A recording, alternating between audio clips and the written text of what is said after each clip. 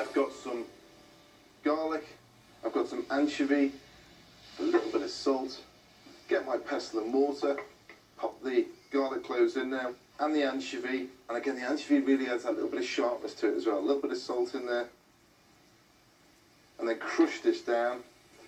Are you growing any garlic there? Yeah, we do grow our own garlic, so... Oh, that's alright. You seem pretty much self-sufficient. It was like going back to the good life. We were only discussing this morning that we've not bought food for months. We're You're joking, really? on the food, yeah. Everything? Yeah. I find that incredible. Add the anchovy and garlic mixture to the veg. Cook gently until the anchovies melt, and then set the contents of the pan aside. Now it's time for the meat to go in the pan. This pie is designed with goat mince in mind, but don't worry, if you can't get hold of any, you can always substitute lamb, beef, or even veggie mince instead. I mean, the whole thing about the goats, and what really surprised me, because I'll be honest, I tried a little bit of goat when I was in Cyprus. Yeah. And when I was over there at the time, I thought, it was all right, you know, and to be honest, probably because I didn't know what I was eating. Now, the goat's not available enough in this country. It's harder to farm. So Yeah. the farmers farm easier animals, the sheep and the cows and things, and that's become our staple. But now goat is a little bit available. Do you think it's because people just can't get hold of it in supermarkets? That's the main reason. Next, in go the olives. The olives are that Mediterranean style of things. This is the reason most people use goat in the Mediterranean. Therefore, a few olives in there as well, not going to go amiss. I'm going to add some cinnamon, again, that sort of Middle Eastern feel coming from that part of the world. Bit of flour, got to cook this out. Flour thickening it, presumably. Yeah. So, yeah. Well, I found that this meat actually wasn't as lean as I thought it was going to be. It's still got some fat in there. It's got enough in it to sweeten it and tenderise it. The Boer goat, the breed we use, does have a little bit more fat in it than some of the more traditional goat meat. That's why it's been picked as a meat It's been goat. bred as a meat goat, and it has got that higher fat content because that's what tenderises the meat, sweetens it, which is some of the other things, the issues we get with goat meat. People think it'll be tough. Yeah. The herd goat meat's tough. Yes. But this Boer goat meat's not tough because of that fat content.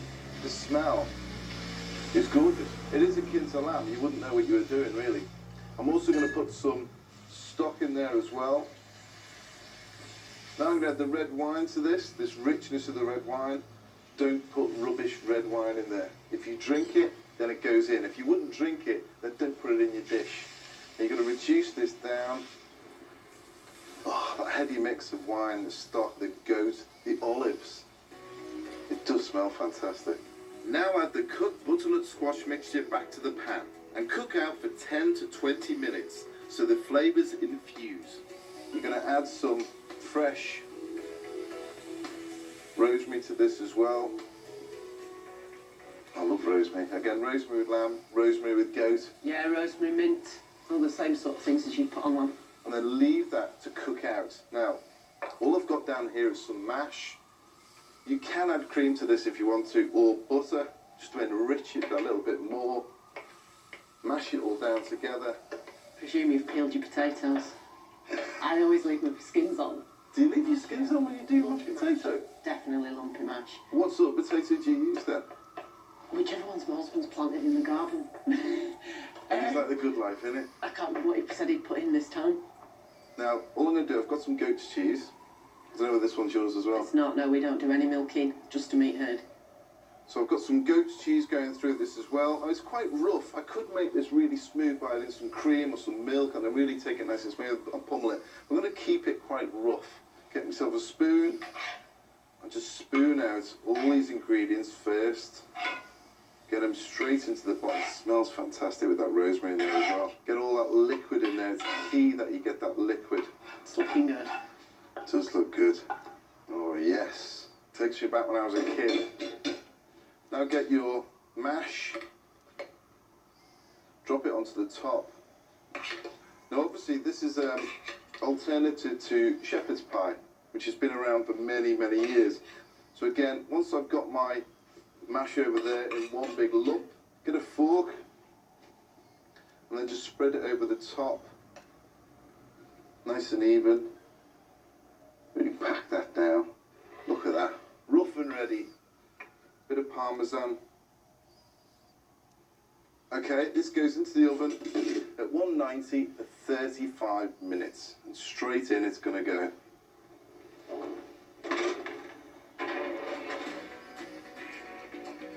Look at that. It's looking good. That is a beautiful goat herd pie.